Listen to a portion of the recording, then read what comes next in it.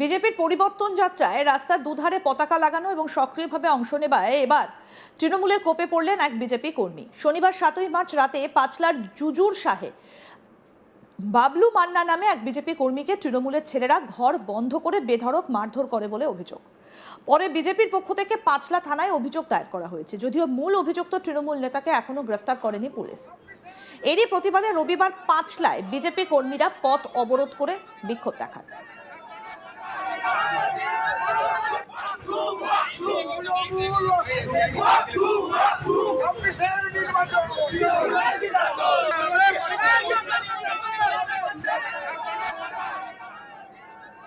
গত শুক্রবার 26শে মার্চ পাঁচলার বিজেপির পরিবর্তন যাত্রা অনুষ্ঠিত হয়। ওই যাত্রায় বিজেপির প্রথম সারির নেতারা ছাড়াও স্থানীয় নেতা এবং কর্মীরা অংশ নেয়। এই পরিবর্তন যাত্রার প্রচারে স্থানীয় বিজেপি কর্মীরা ধুলাগড় জুজুর সাহা রোডের দুই ধারে পতাকা লাগায়। অভিযোগ, এরপরে শনিবার রাতে জুজুর শাহ গ্রাম পঞ্চায়েতের উপপ্রধান খালিল আহমেদ বিজেপির বিএলও 2 এবং 82 নম্বর বুথের সভাপতি বাবলু মান্নার বাড়িতে একদল ছেলে পাঠায়। এরপর তাকে তুলে নিয়ে এসে ঘর বন্ধ করে বেধড়ক মারধর করা হয়। শুধু তাই নয়, সে আর বিজেপি করবে না এই মর্মে তাকে দিয়ে মুচলেখা লিখিয়ে দেওয়া হয়। এরপর বিজেপি কর্মীরা শনিবার রাতেই দল বেঁধে পাঁচলা থানায় যান। বিক্ষোভ দেখানোর পাশাপাশি খলিল আহমেদ এবং তার দলবলের বিরুদ্ধে অভিযোগ দায়ের করেছেন। কিন্তু রবিবার 8ই মার্চ সকালেও তাকে পুলিশ অভিযুক্তকে গ্রেফতার না করায় বিজেপি কর্মীরা ক্ষোভে ফেটে পড়েন। তারা পাঁচলার পঞ্চানন্দ তলায় রাজ্য সড়ক অবরোধ করে বিক্ষোভ দেখাতে থাকেন। এরপরই ঘটনাস্থলে পৌঁছয় পাঁচলা থানার পুলিশ।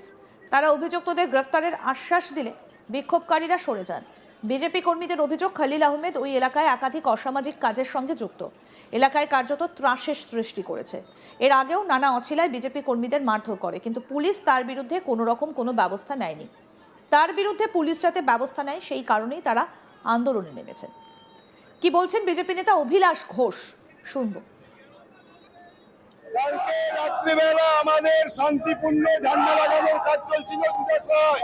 এই এলাকার ত্রাস সন্ত্রাস পুলিশ তৈরি করা, তৃণমূলের তৈরি করা হারমাত খলিল এবং তার সংঘবদ্ধ 25-30 জনের বাহিনী আমাদের বুথ সভাপতিকে অকথ্যভাবে নির্যাতন করতে মারধর করেছে। আমরা থানায় নালিশ করেছি, এফআইআর করেছি। কাল রাত্রেই অ্যারেস্ট করার কথা ছিল দুষ্কৃতীকে, এখনো পর্যন্ত অ্যারেস্ট হয়নি। তার জন্য ভারতীয় জনতা পার্টির পক্ষ থেকে আজকের এই পথ অবরোধ। পুলিশ আমাদের কথা দিয়ে সেখানে অ্যারেস্ট করতে পারেনি। পুলিশ পুরোপুরি দলদাস হয়ে গেছে। আমরা এটাকে বাংলাদেশ হতে দেবো না। এটা পশ্চিমবঙ্গের মাটি, শ্যামাপ্রসাদ মুখার্জির মাটি। এখানে আমাদের প্রতিবাদ চলবে। পুলিশের মদতে তৈরি, প্রশাসনের মদতে তৈরি।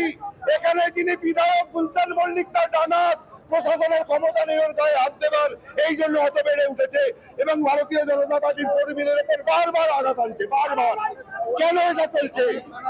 এখানে থানা খুলে বসে আছে। এখানে একটা ঝান্ডা লাগাতে গেলে লাগাতে দেবে না, মা বোনেদের রাস্তায় বেরোতে দেবে না, আমরা প্রতিবাদ করলে প্রতিবাদ করতে দেবে না। আমরা এটাকে বাংলাদেশ হতে দেবো না। ভারতীয় জনতা পার্টির কমান্ড এটা। আমরা লড়ছি, লড়বো। স্লোগান তুলেছে বাংলা, স্লোগান তুলেছে বিজেপি। বাঁচতে চাই বিজেপি তাই, বাঁচতে চাই বিজেপি তাই। কারো কোনো অন্যায় আমরা মানবো না। পুলিশের কাছে এই বার্তা যায়, পুলিশ এখনো পর্যন্ত নিরপেক্ষ হয়ে সমস্ত কাজ যেন করে। তাহলে আমরা অ্যারেস্ট করবে, আমাদের কাছে বার্তা আসবে যে অ্যারেস্ট হয়েছে।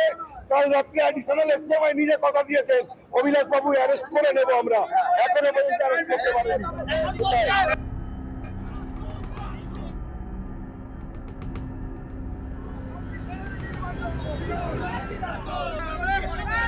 আরো এক বিজেপি নেতা বাবলু মান্নার বক্তব্য, শুনবো। থেকে এসে 8:30টার সময় বাড়িতে শুয়েছিলাম। হঠাৎ এরা 20-25টা এদের লোক গিয়ে আমাকে হঠাৎ তুলে নিয়ে আসে। কি ব্যাপার না, জমি সংকট ব্যাপার, খলিল ডাকলো বলে আমি গেছি। আমাকে প্রথম বললো কত টাকা জমি বিক্রি হয়েছে সেই টাকা দে। আমি বললাম আমি খেটে খাওয়া মানুষ, আমার কত টাকা আছে? বলছে না ওসব কথা শুনবো নি, চ ভেতরে চ। ভেতরে নিয়ে আমাকে খুব মারধর করে। মারধর করার পরে আমাকে শাসায়, যদি না কাল সকাল 10টার মধ্যে বিজেপি পতাকা খুলে ফেলিস তাহলে তোকে এই জল ট্যাঙ্কে দিয়ে মেরে পুঁতে দেবো, এইভাবে আমাকে বলা হয়েছে। কারণটা আমি বিজেপি ফেস্টন লাগিয়েছি বলে। পরিবর্তন যাত্রার আগে আপনারা ফেস্টন লাগিয়েছিলেন? হ্যাঁ হ্যাঁ, সেই কারণে বলুন। হ্যাঁ সেই কারণে আমি চাই এদের যেন শাস্তি হোক। আগে একবার ঘটনা হয়েছিল, আমাকে চাপ দিয়েছিল, যেহেতু আমি বিজেপির হয়ে দাঁড়িয়েছিলাম। আমাকে হিন্দু মুসলিমের আমার মন্দিরে ভাঙচুর করা হয়েছিল, তার প্রতিবাদে খলিল বাহিনী এসে সমাধান করে দিয়ে যায়। তার 1 বছর পরে এই আবার এই চালু হলো, 24-এ হয়েছিল আর এই 26-এ 2 বছরের পর। হ্যাঁ, আমাকে প্লেন একটা স্ট্যাম্প পেপার নিয়ে আসে, 3টে কাগজ ছিল, ওর মধ্যে বলছে এইটার মধ্যে সই কর। আমি একা মানুষ, ওরা অত লোক, আমি বাধ্য হয়ে সই করে দিয়েছি। এইটাই সামনে জল ট্যাঙ্কে। মারধর করেছে। হ্যাঁ, আমাকে খুব মারধর করেছে। আর কি বলেছে? বলেছে তুই না যদি কালকে ঝান্ডাগুলো খুলিস, তোকে আমার তুলে নিয়ে এসে এই জল ট্যাঙ্কে পুঁতে দেবো। এত দাপট কেন খলিলের? তারপর তো গুন্ডা বাহিনী জুজার সাহ ভর্তি হয়ে গেছে, ও তৈরি করে রেখেছে গলিতে গলিতে। খলিল কি বিধায়ক কোনোভাবেই? হ্যাঁ, খলিল কি বিধায়ক গেল?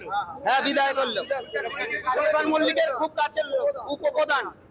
আর ওনার আমাদের প্রধান মন্দিরা যায়েন, ও রাত্রির বেলা বলে 10টার সময় বাড়িতে গেছিল দলবল নিয়ে। আমি তখন থানায় চলে গেছি। ওরা দলবল নিয়ে গিয়ে ওখানে বলেছে যে মোটকথা ওকে ফিরে আসতে বলো, না ফিরে এলে আমরা 2 বছর এখন আছি, এর বন্দোবস্ত আমরা দেখিয়ে দেবো কি করতে পারি। এদিকে যার বিরুদ্ধে এই অভিযোগ সেই তৃণমূল নেতা খলিল আহমেদ যাবতীয় অভিযোগ অস্বীকার করেছেন। তিনি বলছেন বিজেপি কর্মীদের এলাকার পায়ের তলার মাটি নেই, তারা মিথ্যে অভিযোগ করে প্রচারে আসতে চাইছেন। সরকারের নানা উন্নয়নমূলক প্রকল্প চলছে, তাই মারধর করে ভোটে জেতার চেষ্টা তারা করছে না, মানুষ তাদের সঙ্গে আছে। কি বলছেন তৃণমূল নেতা খলিল আহমেদ, শুনবো। পতাকা লাগাবার সময় তুলে এনেছিল আপনার বিরুদ্ধে অভিযোগ যে আপনি নাকি মহিলাকে লিখিয়েছেন বিজেপি করে, কি বলবেন? এইটাই আপনার কাছে প্রথম শুনলাম। তবে শুনছিলাম যে ওরা থানা ঘেরাও করেছিল বা আজকে অবরোধ করেছে, তো এটা সম্পূর্ণ মিথ্যা। কারণ কেন বলছি, এখন বিজেপি এখানে পালে হাওয়া লাগাবার জন্য তারা চেষ্টা করছে যে কিভাবে তারা একটা হাইলাইট হয়ে তারা একটা মানে নিজেদের আবার প্রচারের সামনে নিয়ে আসতে পারে, সেই কারণে তারা একটা সুযোগ খুঁজছে, এছাড়া আর কিছুই নয়। আমরা এখানে সংগঠনের মাধ্যমে এবং আমাদের মাননীয় যারা আমাদের বিধায়ক আছেন তাদের মাধ্যমে, আমরা সংগঠনের মাধ্যমে আমরা ভোটে লড়তে চাই। আমরা এখানে জোর জবরদস্তি বা লড়াই করে আমরা ভোটে লড়তে চাই না। বলছে নির্বাচনের আগে একটা ভয়ের বাতাবরণ তৈরি করতে চাইছে, আপনার নাম উপপ্রধান খলিলুর রহমান বলছেন। শুনুন, আমি একটা কথা বলি, আমাদের লক্ষ্মীর ভাণ্ডার দিয়েছে, যুবসাথী কাল থেকে দেয়া শুরু হয়ে গেছে। আমরা যদি এখন যদি আবার ঝামেলা মারপিটের মধ্যে কেন ভয়ের বাতাবরণ দিয়ে কেন আমরা ভোটটা নিতে যাব? আরও আপডেট পেতে দেখতে থাকুন আজ তাক বাংলা। সাবস্ক্রাইব করুন, নোটিফিকেশন পেতে বেল বাটন অপশন প্রেস করুন।